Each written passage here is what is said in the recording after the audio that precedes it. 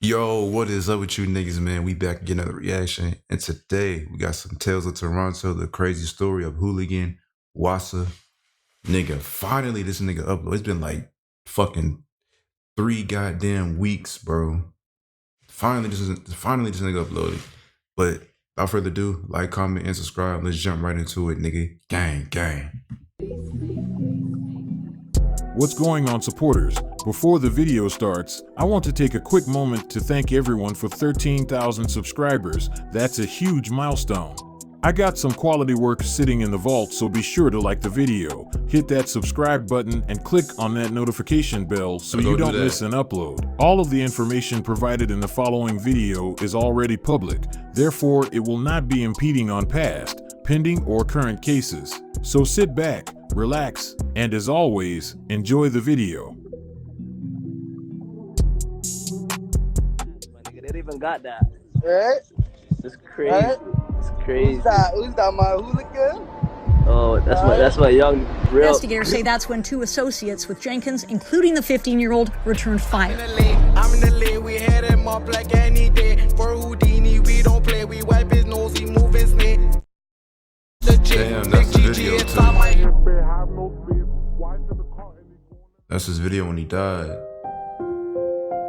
18-year-old Houligan Wassa is an up-and-coming Toronto drill artist proudly representing the infamous Northside Jane and Finch neighborhood of Driftwood. Hooligan's ties to the Driftwood community runs deeper than him just living in the area. Not only was his father a known OG, but he was also the cousin of late rapper Houdini. Born in 2005, Hooligan was raised in 404 Driftwood Avenue, a brick townhouse owned by Toronto Community Housing. The unit has a troubling history. Since the early 2000s, residents at the controversial unit have witnessed an alarming number of violent crimes, gang-related executions, and even mass shootings. Driftwood crazy as hell. One of the 5 men injured in a mass shooting yesterday has already returned to the scene. The victim was walking with crutches around Driftwood Avenue earlier this afternoon. He was shot outside of his home near the Jane and Finch area just before 6 p.m. yesterday. Police allege a group of people walked up to a townhouse and began firing shots at people standing outside. We spoke with one of the victims this afternoon. But what went through your mind when this all happened? I don't even know, man. Happened so fast, bro. Yeah, you know what? This is shocking for a lot of residents, but some other ones that I talked to say that they are not surprised. Them saying that. I'm sorry, bro. If I was a news reporter and I had to go to the hood to do a news report, you might as well just fire me right now. Either fire me or you better pay me double, nigga, because I'm not finna go to no fucking high murder rate ass hood and risk my life and risk me getting shot the fuck up. Hell nah. You gotta pay me double or fire me. I'm not going to this motherfucker. There are shootings in this area. They have happened before, and they believe that they may happen again in the future. A lot of them didn't want to come on camera and talk to us for fear they too would become a target. One person who is not afraid to die. Growing up in an environment where violence unfortunately thrives, it would be no surprise when Hooligan would turn to the fast life. By the age of 15, while kids his age were in high school learning about trigonometry, he was all the way up north in Saskatchewan, getting his hands dirty. On Friday, the RCMP emergency response team conducted a search warrant at a home more than 20 kilometers north of Biggar. Mountie seized a kilogram of methamphetamine, 4,400 single doses of fentanyl, 500 Xanax pills, and 400 LSD tabs. Taking that amount of illicit and dangerous fentanyl off the street is very important and a win in our books. March 11th, 2020. At approximately 2 a.m., Saskatchewan police officers were shot at when they executed search warrants at an address where it was believed drug trafficking in cocaine, fentanyl, and methamphetamine was going on. No one was injured during the incident, but a 15-year-old Hooligan Wassa and 3 adults were located inside. When searching the property, police seized a number of firearms, shell casings, cell phones, and drug paraphernalia. Hooligan and the 3 adults were arrested and charged with various drug trafficking and firearms offenses, but just days after the arrest, Hooligan managed to bail out and fly back to Toronto, where his troubles only intensified.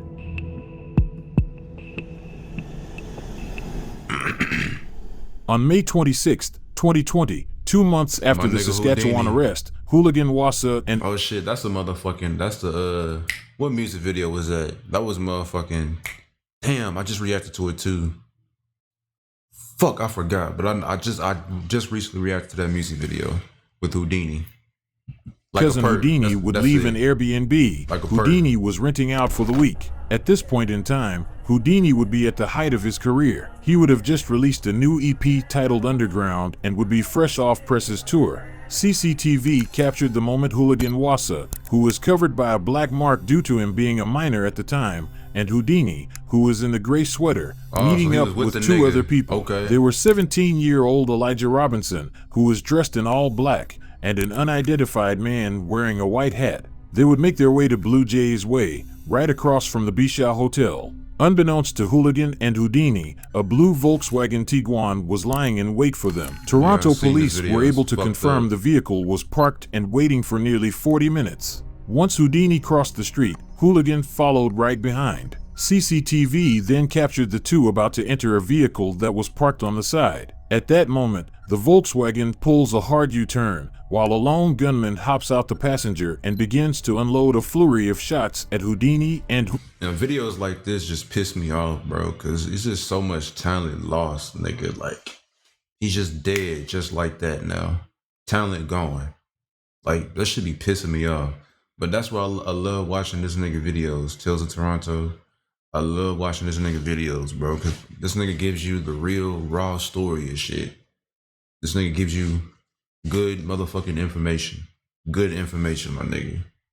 The unidentified man immediately ran off, while Elijah would proceed to pull out a handgun and return fire. Houdini and Hooligan will run for cover, while in the middle of the chaos, a little boy was trapped in the corner of a hotel entrance. Fortunately, he wasn't hit. The Volkswagen then speeds down the street with the gunman following right behind. While running, the gunman fires more shots at the trio. This is when Hooligan pulls out a handgun and returns fire. Unfortunately, the gun would jam, causing him to run for cover in an alleyway along with Houdini and Elijah. The gunman would miraculously make it back to his getaway vehicle unharmed. It's fucked up. There's a shoe from somebody. From above, the remnants of a deadly shooting police say was targeted, killing a 21-year-old man and leaving a 15-year-old boy and a 27-year-old woman with serious injuries. I saw her sitting down. At first I thought she was scared, but then she got shot on the side and I was like, it's bleeding. That nigga went on the run. Was it ricochet with like a direct shot? I can't tell. That woman believed to be a bystander, not a target. In the end of the 40-second gun battle, 24 shots were fired. Hooligan was taken to the hospital immediately, where he would stay for no more than a few hours. Although he fully recovered in less than 2 weeks, he was sent to the Roy McMurtry Youth Center located in Brampton, awaiting gun possession charges. The facility, referred to as the Roy, is known to have a history of violence with limited meaningful programming. Although there is an education system set up in accordance with the Peel Region School Board, the Provincial Advocate's 2010 report noted that some youth didn't feel safe in class and refused to attend. If there's a gang, drug, or street violence sweep in Toronto and Brampton, those under 18 end up at the Roy with turf rivalries and other disputes not being checked at the door. The Roy McMurtry Youth Center is supposed to be cutting edge, a place where staff works very closely with the youth inside. Man, that whole juvenile shit, that really ain't nothing but a mini-ass prison, bro, for little kids. They ain't treating them niggas right off in there, bro. You know, you got racist-ass niggas off in there. You got niggas with a chip on their shoulder, jealous, mad at the world. They be treating them kids like shit off in there. It ain't no different from jail or actual prison. It ain't no different. Various charges. But the advocate says that isn't happening all of the time, that many youth complain about violence amongst themselves and from some staff members. He says they also complain about racism from certain staff members. I knew it. Another complaint, the quantity and quality of the food they're served. They say that some staff members actually bring in takeout and eat it in front of them in their sleeping units. Oh, that's fucked up. The advocate also raises a problem with rehabilitation, something this place is supposed to be about, making sure the youth never have to return. He says he's been dealing with the same kinds of complaints from young people since 2009. when the Roy McMurtry Youth Center first opened.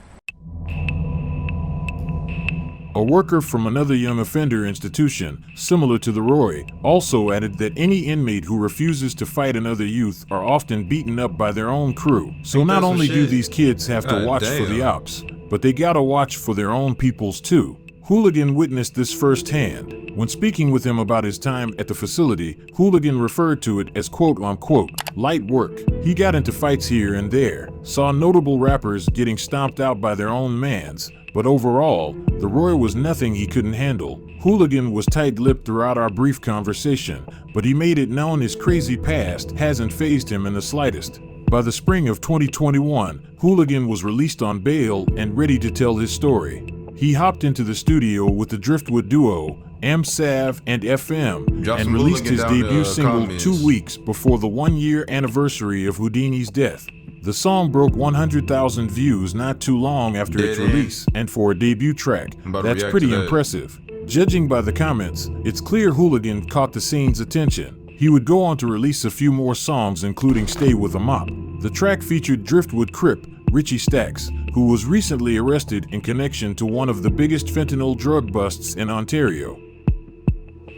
Project Otter saw the Sioux Police search a home and a vehicle in the city's East End, resulting in the arrest of 5 people and the seizure of more than 700 grams of fentanyl, which according to police is equal to 70,000 doses of the drug. The Sioux's police chief says some of the suspects were on bail for drug offenses at the time of their arrest.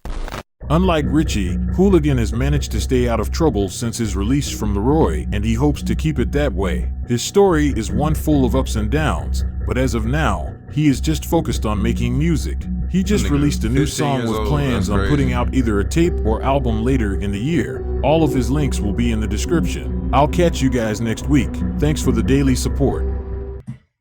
Man, that's crazy as hell, dog. Shout out to Child Support, Tales of Toronto, another video down in the books. RIP to my nigga Houdini, man. Gone but never forgotten. I'm gonna definitely react to Hooligan. React to his music, drop his music down in the comment section, all that shit. I'm doing y'all recommendations. I'm gonna drop some more music video reactions tomorrow. Type shit, just stay tuned. Subscribe, all that good shit. And I'll see y'all niggas in the next one. Peace.